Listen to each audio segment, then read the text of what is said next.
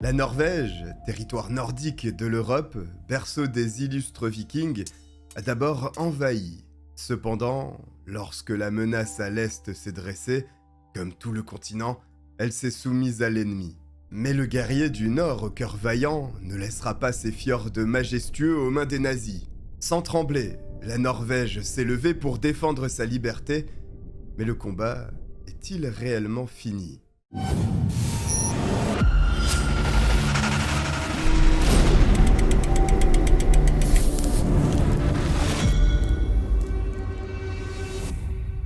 La Norvège offre un cadre de vie particulièrement agréable. Montagnes majestueuses, forêts épaisses et lacs d'un bleu turquoise.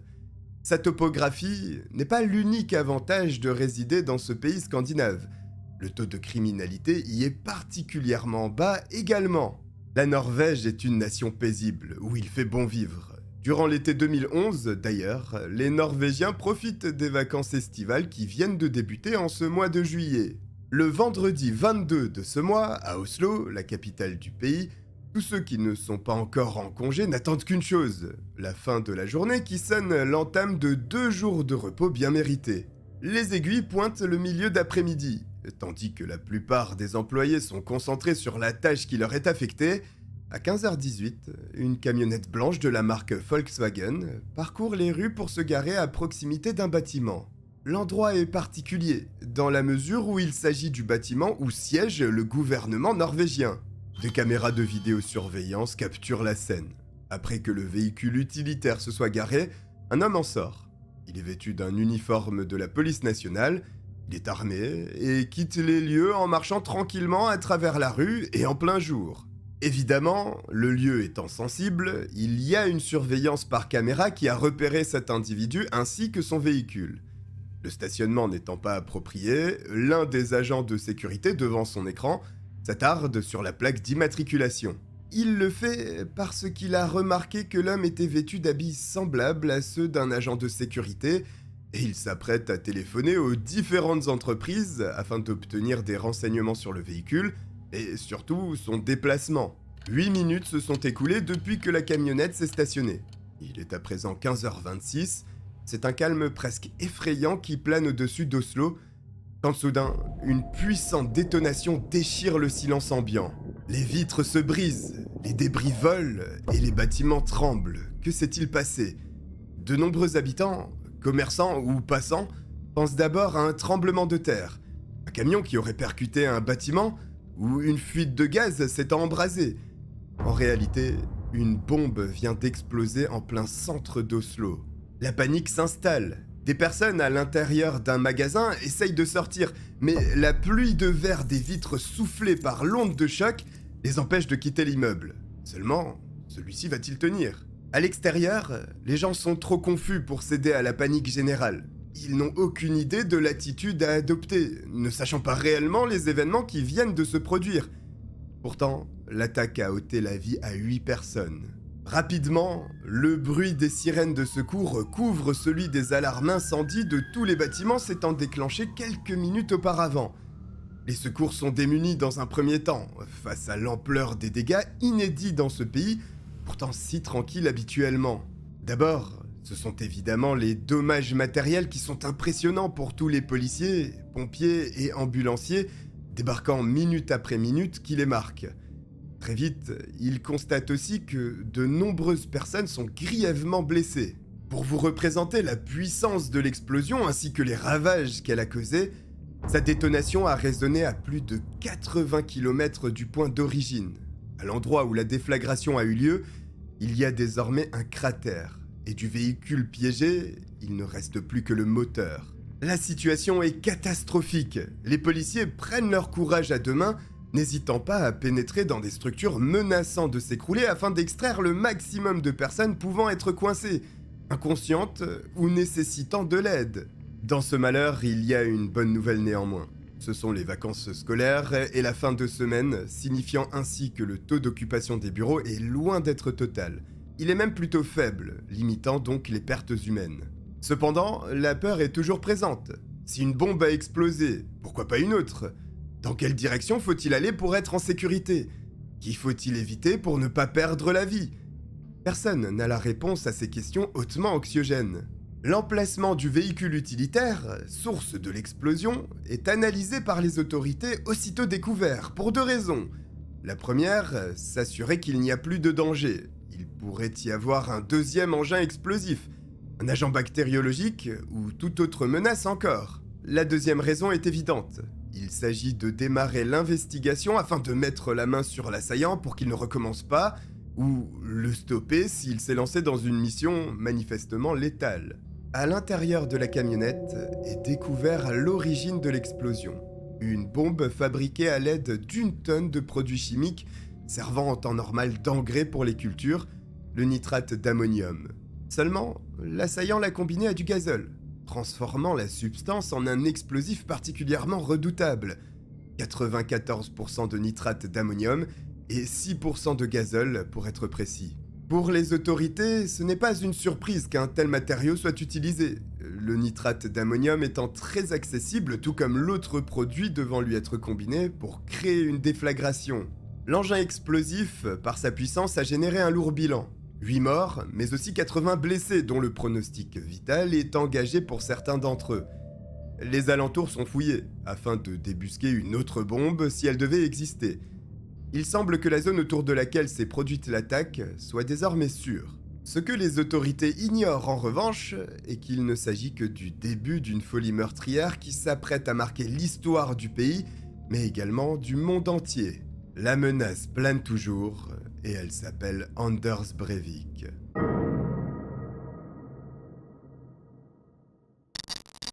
Anders Breivik, âgé de 32 ans en juillet 2011, est né le 13 février 1979 à Oslo, et il est le fils d'un diplomate norvégien, Jens Breivik, et d'une infirmière, Wenche Bering. Tous deux avaient déjà des enfants d'un précédent mariage, 3 pour le père et 1 pour la mère, justifiant peut-être l'instabilité de ce couple qui finit par divorcer, tandis qu'Anders Breivik n'est âgé que d'1 an. Toute la famille vivait à Londres puisque le père représentait la Norvège à l'ambassade de son pays au Royaume-Uni. Après la séparation, ce dernier est resté sur l'île britannique, son ex-femme retournant à Oslo quelques semaines plus tard. L'éducation du jeune Anders Breivik n'est pas conventionnelle. Sa mère, considérant qu'elle ne peut se charger de lui une semaine entière, le délaisse auprès d'un couple qui s'en occupe à chaque fin de semaine. Au gré de sa jeunesse, il est évident que le comportement de l'enfant sort de l'ordinaire. Il ne montre aucune émotion. Il est alors conduit face à un psychiatre, ayant pour mission d'analyser cette attitude suffisamment étrange pour que sa mère le lui présente. Après quelques séances, il s'avère que l'enfant apparaît dénué d'empathie, qu'il est agressif et ne semble pas apprécier la présence autour de lui. Simplement, malgré les alertes du professionnel de santé, rien n'est réellement mis en œuvre afin d'améliorer la situation. Il est juste considéré comme bizarre par son entourage. Pourtant, le diagnostic du psychiatre semble être pertinent. Anders n'a pas d'amis, il passe son temps à tuer des insectes, et une fois qu'il est assez grand, s'en prend à des garçons plus jeunes que lui. La cellule familiale, qui se délite de jour en jour, ne redressera pas la barre. Jens, le père, est de plus en plus absent, froid et distant, tandis que Wenche, sa mère, développe une schizophrénie paranoïaque, rendant impossible l'éducation sereine d'un jeune enfant. Le vendredi 22 juillet 2011, les autorités sont sur les dents pour dégoter les premiers témoins à interroger, les premiers suspects à placer en garde à vue, et régler au plus vite cette affaire avant que les dégâts ne prennent en ampleur. Le problème avec ce genre d'événements est qu'ils ne surviennent presque jamais. Dans le cas présent, cela relève même de l'inédit. Les autorités sont donc obligées d'improviser, limitant nécessairement leur efficacité. Les appels affluent de tout le pays quasiment. Tout le monde se concentre sur Oslo. La police ne répond d'ailleurs qu'aux coups de téléphone concernant leur nouvelle affaire et cet attentat qui vient de ravager une partie de la ville. C'est précisément ce qu'Anders Breivik a planifié. Parce que répondre aux appels, mener une enquête sur une attaque à la bombe et secourir les victimes nécessite un effectif conséquent centralisé sur ce point. Ajoutez à cela la confusion générale d'une situation encore jamais vécue en Norvège, et vous obtenez là une diversion magistralement préparée. Effectivement, il y a les appels à propos de l'explosion, mais noyés au milieu de ceux-ci, il y en a d'autres qui passent inaperçus pour le moment, alors qu'ils sont tout aussi cruciaux, si ce n'est plus encore. Pendant ce temps, les premières images de l'attaque atterrissent au poste de police devant gérer cette crise, et avec elles, des indices utiles aux forces de l'ordre. La camionnette à l'origine de cette explosion est identifiée. Grâce à la plaque d'immatriculation, des informations remontent. La police est en ébullition. Enfin une piste pour mettre la main sur l'auteur de ce carnage. Oui, sauf que l'auteur de cette attaque est déjà passé à la seconde étape. Il a une longueur d'avance et son plan se déroule sans accroc. Tandis que la détonation retentissait à Oslo, Anders Breivik était déjà dans un second véhicule utilitaire gris en direction d'une destination inconnue pour le moment. C'est un témoin qu'il a aperçu à 300 mètres du lieu de l'explosion, partant dans sa seconde voiture en ayant l'air tout à fait calme. Une information d'une importance capitale, qui a été transmise il y a 20 minutes de cela cependant. Si elle a mis aussi longtemps à remonter, c'est parce que le standard du commissariat d'Oslo n'est composé que de 3 employés totalement débordés. Il est signalé au commissariat des zones vers lesquelles Breivik apparaît se diriger que l'individu pourrait être dans les parages. Sur les 3 contactés, seul un décide d'envoyer des patrouilles de police contrôler les alentours.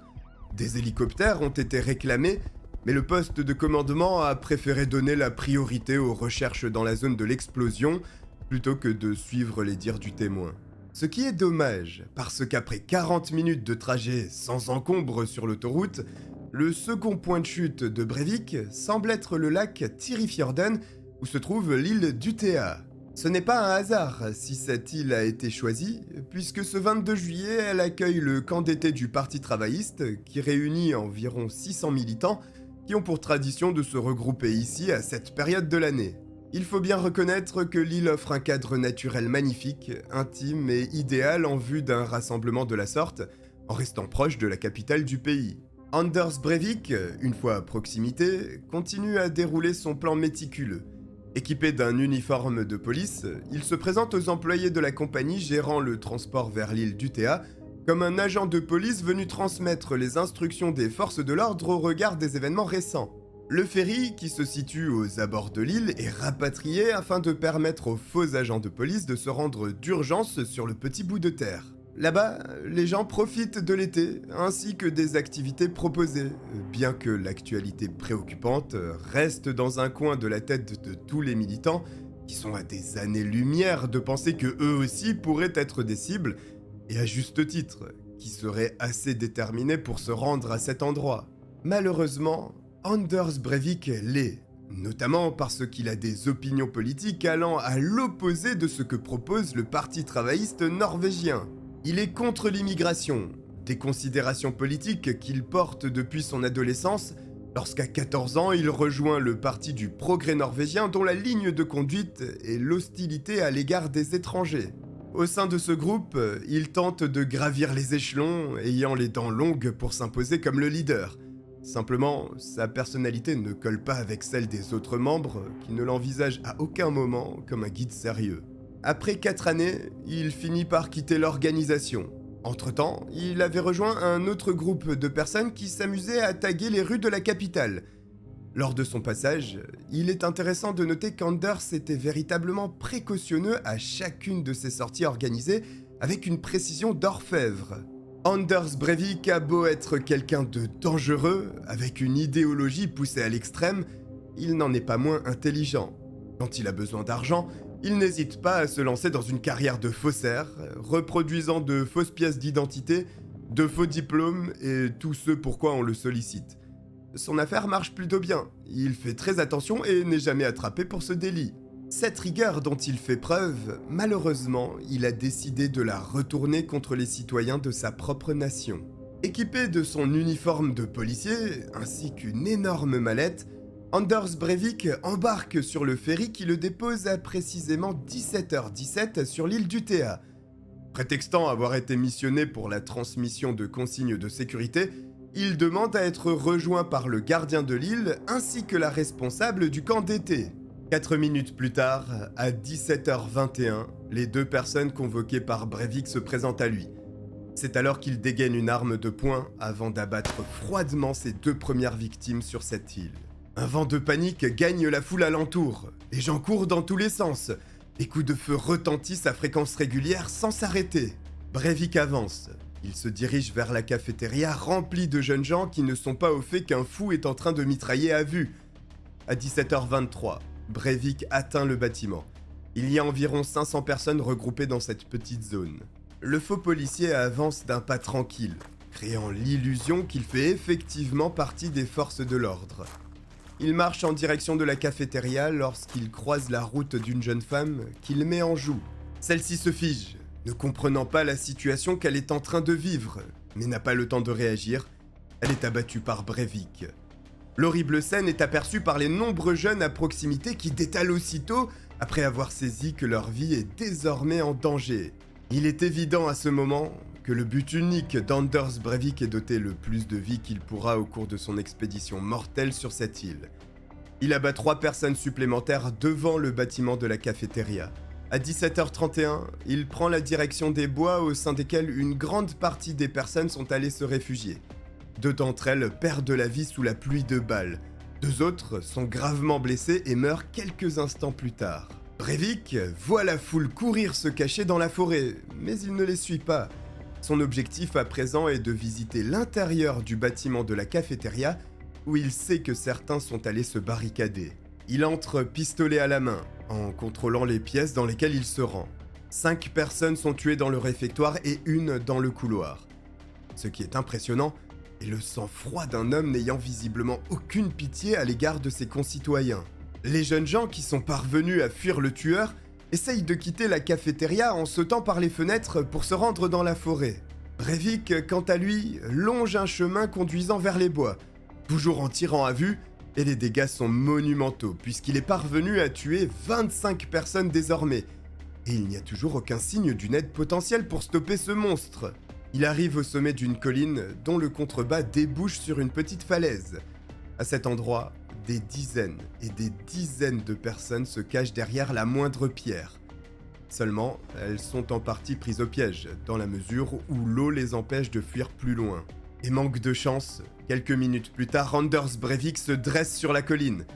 Il descend vers cette petite falaise en abattant plusieurs personnes au passage, et continue son carnage en visant tous ceux s'étant cachés derrière les roches. C'est un cauchemar. Certains meurent sous les balles, d'autres parce qu'ils chutent de cette falaise, leur corps se brisant sur les pierres en contrebas. C'est un carnage également puisque dans cette zone, le tueur prend la vie de 15 personnes et en blesse gravement 9 autres. Il reprend son chemin en longeant la côte où il croise la route de nombreuses personnes qu'il n'épargne pas, puis arrive à un lieu où l'eau est accessible sans avoir à escalader de dangereux rochers. Entre-temps, un journaliste norvégien est envoyé par son média sur l'île d'Utea parce qu'une rumeur est remontée selon laquelle un homme habillé en policier serait en train de commettre une tuerie de masse. Avec un hélicoptère, il survole donc le secteur. L'appareil fait le tour de l'île et le journaliste peut apercevoir des gens nageant au beau milieu de l'eau. Il pense naturellement qu'il s'agit des jeunes du camp d'été qui se baignent. Il comprend rapidement que ce n'est pas le cas quand il constate que tous essayent de rejoindre la berge à l'opposé, y compris Adrian. Ce dernier constate très vite que l'effort physique nécessaire pour atteindre l'autre rive est conséquent.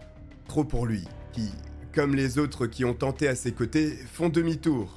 Mais les voici face à la menace. Anders Breivik ne se pose aucune question, envoyant des salves de balles. Tout le monde autour d'Adrian meurt. Breivik le regarde, puis pointe son arme en sa direction. À ce moment, Adrian hurle de ne pas lui tirer dessus. Breivik se fige. Il l'observe et baisse son arme avant de repartir. Adrian vient de frôler la mort et il ne doit son salut qu'à une apparence qui a laissé croire au meurtrier qu'il était un homme de droite.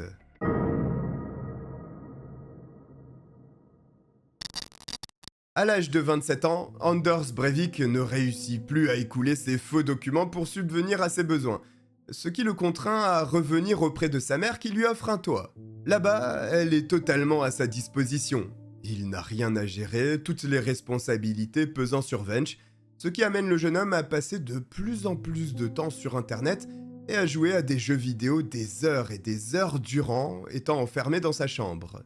Son isolement, volontaire, dégrade son état psychique déjà entamé depuis son plus jeune âge. Face au monde sans limite d'Internet, il consulte régulièrement des sites extrémistes, notamment ceux considérant que l'islam est un poison pour l'Occident et que la seule façon de sauver la civilisation occidentale est d'exterminer ceux pratiquant cette religion. D'ailleurs, en s'inspirant des informations qu'il trouve ça et là sur le sujet, il finit par lui-même rédiger un manifeste nommé 2083, une déclaration d'indépendance européenne, qui reprend grosso modo l'idéologie que je vous ai présentée à l'instant. En réalité, il y a plusieurs ennemis selon Breivik, notamment ce qu'il appelle le marxisme culturel, le multiculturalisme et les élites culturelles qui favorisent, supportent et collaborent en vue d'une islamisation de l'Europe. Voici les nouvelles motivations d'Anders Breivik. Un véritable objectif de vie qu'il prend très au sérieux, au point de s'équiper de plusieurs uniformes et accessoires, permettant ainsi d'apporter plus de crédit encore à ce personnage qu'il est en train de construire. Cette période de retrait a fréquemment été relevée lors de passages à l'acte de tueurs en série ou de tueurs de masse, comme c'est le cas ici. Souvent, il est considéré que ce moment d'isolement soit la plongée définitive vers le déclenchement d'une folie meurtrière. Anders Breivik, qui vient d'épargner Adrian pour une raison totalement irrationnelle, se dirige désormais dans la forêt de l'autre côté de la rive où il a canardé les pauvres personnes qui tentaient de le fuir. Dans les bois, il abat 2 personnes qui rejoignent la longue liste des victimes. Sur son chemin, il repère l'école de Lille, dans laquelle 47 personnes sont allées se réfugier. Entre-temps, à 17h38, les premiers effectifs de police sont grimpés dans 5 voitures pour se rendre sur l'île d'Utea. C'est une vingtaine d'hommes qui prennent la direction de cet enfer. Seulement, la destination se trouve à plus de 40 minutes de route. Aucun hélicoptère, ni de l'armée, ni de la police n'est envoyé, dans une incompréhension totale, puisqu'il aurait été le moyen de transport le plus efficace pour se rendre dans cet enfer. Au lieu de cela, Anders Breivik peut continuer à chasser ses proies livrées à elles-mêmes durant de longues minutes encore. Il se tient à présent devant la porte de l'école. Il l'ouvre puis pointe son arme avant que 2 détonations ne retentissent, et c'est le silence. Le tueur n'entre pas dans l'école, son niveau de munitions est au plus bas, et c'est un véritable massacre qui vient d'être évité. En parallèle, la police continue son chemin, mais la désorganisation reste complète. Les policiers d'Oslo ne savent pas précisément où se trouve l'île. Ils savent évidemment qu'elle est sur le lac Tyrifjorden, mais n'ont aucune idée de son emplacement exact. Ils tentent de communiquer avec les postes de police gérant cette juridiction, mais la transmission est mauvaise. L'intervention se délite complètement. Heureusement, les gens du coin se lancent avec bravoure dans une opération de secours improvisée. Toute personne possédant un bateau le met à l'eau. Il y en a une quinzaine à peu près pour récupérer les gens s'étant jetés dans le lac pour fuir le fou. Cependant, l'eau est froide, la distance est longue et il y a de fortes chances que certains meurent. Et grâce à l'intervention de ces civils valeureux, beaucoup sont repêchés vivants. Malheureusement, d'autres sont décédés. À 18h08, presque 1 heure après le début de l'assaut, ce sont 49 vies qui ont été prises par Anders Breivik. Mais il n'y a toujours aucune intervention des secours. Les policiers d'Oslo sont toujours sur la route. Cependant, 2 policiers de Hønefoss se dirigent aussi vers l'île. Du fait de la mauvaise transmission, il n'y a aucune concertation. Ces 2 agents envoyés à Utea ont pour ordre d'observer quand ils arrivent à proximité, ce qu'ils font. En même temps, un bateau de la police de Hønefoss, se trouvant à environ 7 km de là, fait le chemin pour rallier l'île. À 18h10, un policier se présente à la station de pompage de l'île. Il annonce que l'assaillant a enfin été arrêté. Les dizaines de personnes qui se réfugient ici sont soulagées. Le cauchemar vient de prendre fin. Mais ce policier est un faux. C'est Anders Breivik qui ouvre le feu tuant 14 personnes avec les quelques munitions qui lui restent. Il continue sa route, rejoignant l'endroit où tout a commencé pour récupérer son équipement laissé là où il a débarqué. Avec ce calme effrayant qui le caractérise, Breivik sort 2 grenades fumigènes qu'il lance sur les bâtiments proches du quai pour faire s'enfuir les personnes s'y étant cachées. Il en profite pour les canarder avant de récupérer ce pourquoi il était venu. Puis, il retourne à la cafétéria, non pas pour ôter la vie des dernières personnes qui s'y trouvent, mais pour téléphoner à la police. Il décroche un téléphone et contacte le commissariat de Hønefoss. Il annonce à l'opérateur téléphonique qu'il souhaite se rendre presque 50 minutes après le début du carnage. La conversation est de courte durée. Anders Breivik doit encore se rendre à un lieu de l'île qu'il n'a pas visité, le nord de celle-ci. Là-bas, il y a des gens qui patientent et d'autres qui essayent de partir à la nage pour éventuellement être secourus par l'un des bateaux. Simplement, c'est risqué. Si le meurtrier arrive alors que vous êtes encore proche du rivage, vous y laisserez votre peau. Si vous restez, vous pourrez être plus mobile, mais à portée de son arme. Il n'y a pas réellement de bonne stratégie, et malheureusement, il arrive. 8 personnes supplémentaires sont tuées, et il n'y a toujours aucun signe de la police qui est en chemin. Cependant, les forces de l'ordre d'Oslo et Hønefoss finissent enfin par réussir à établir un contact suffisant pour mettre sur pied une ébauche de stratégie. Ils se rejoignent proche du rivage. Simplement, le bateau affrété par la police est toujours en route, et ils n'ont aucun moyen pour débarquer sur UTA où la tuerie continue. Ils réquisitionnent alors un bateau appartenant à un particulier. Mais trop nombreux sur l'embarcation, de l'eau s'infiltre dans le moteur qui se stoppe au beau milieu du lac. L'un des civils les récupère avec son bateau pour les amener enfin sur l'île. Les forces de l'ordre débarquent 66 minutes après le premier coup de feu tiré par Anders Breivik. Désormais, il faut l'intercepter, seulement il est nécessaire de le localiser. Les coups de feu au sud d'UTA sont une aide sur ce point. Les unités tactiques de la police se regroupent, se dirigeant vers le coin de l'île le plus bruyant. Là-bas, c'est un dernier carnage que va commettre Breivik en abattant 5 personnes et en blessant 5 autres gravement, s'étant cachés proche de l'eau. Le groupe de policiers progresse à travers la forêt lorsqu'ils repèrent un individu marchant tranquillement vers eux. Ils le mettent aussitôt en joue en lui ordonnant de se mettre à genoux. Ils viennent enfin de neutraliser Anders Breivik 1h13 après le début de la tuerie. En parallèle, les autres héros de ce désastre, les civils sur les bateaux, continuent de rapatrier ceux s'étant jetés à l'eau pour sauver leur vie. Le personnel médical, quant à lui, ne sera autorisé à débarquer sur l'île que 20 minutes plus tard, une fois les policiers certains que le tueur était bel et bien seul, et il l'était.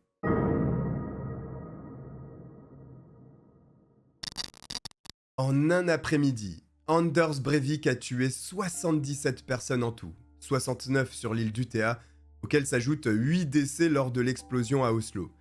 Au cours de son interrogatoire, il affirme avoir commis ses actes dans un but politique et notamment pour faire résonner ses opinions. Les enquêteurs sur l'affaire découvrent qu'avant la tuerie, plusieurs mois avant, Breivik a loué une ferme éloignée de 170 km et 2 heures de route environ au nord d'Oslo, proche du village de Rena. Durant tout ce temps, il planifie minutieusement son attaque, collecte toutes les armes, un Glock 34 et un Ruger Mini 14, et bien sûr les produits dont il a besoin pour fabriquer sa bombe.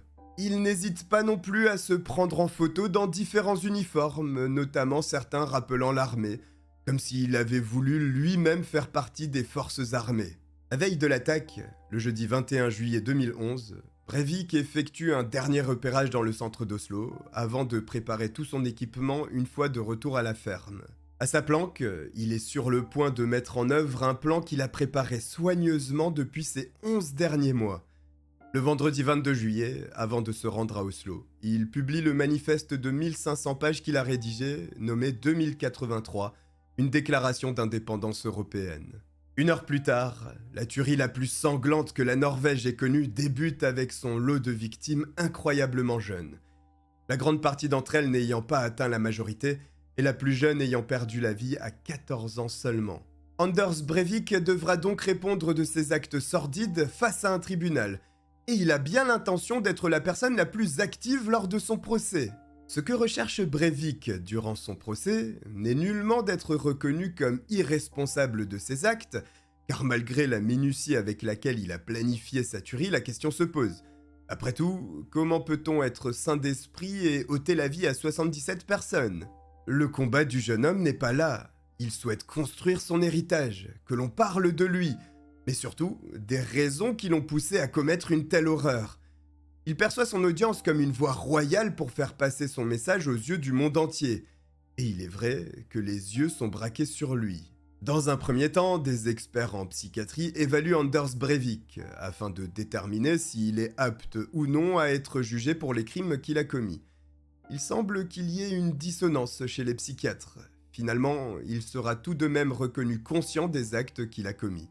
Le vendredi 24 août 2012, plus d'1 an après le massacre, Anders Breivik est reconnu coupable du meurtre avec préméditation de 77 citoyens norvégiens. Il est donc condamné à la peine d'emprisonnement maximale prévue en Norvège, soit 21 ans de réclusion criminelle, et il est autorisé à demander une libération conditionnelle après avoir purgé 10 ans de sa peine. Attention toutefois, la peine est appliquée avec la possibilité d'une ou plusieurs prolongations tant qu'il est considéré comme un danger pour la société. Comme 10 ans se sont écoulés depuis la condamnation, Anders Breivik a fait une requête de libération conditionnelle. Dans la mesure où il s'est présenté dans un état d'esprit similaire lors de sa condamnation, faisant des saluts nazis en pleine audience, sa demande a été rejetée. Breivik a été considéré comme conscient de ses actes, cependant, les psychiatres qui se sont penchés sur son cas ont relevé qu'il était atteint d'une schizophrénie paranoïde, s'étant aggravée au fil du temps. Il peut avoir des phases délirantes, et sa plongée dans la politique, notamment avec ce courant extrémiste, ainsi que son isolement le plus total, a pu conduire à influencer son comportement, le poussant ainsi à commettre un acte entré définitivement dans l'histoire. Cet aspect est important, car il est évident que les troubles psychiques de cet individu ont joué un rôle crucial dans son passage à l'acte, que personne ne pourra jamais lui pardonner. La Norvège a désormais une cicatrice dont elle portera les stigmates à tout jamais, avec ses 77 vies qui n'auraient jamais dû s'éteindre.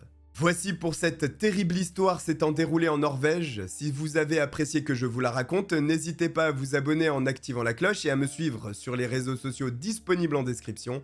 Je vous remercie de m'avoir regardé, je vous dis à très bientôt, bye.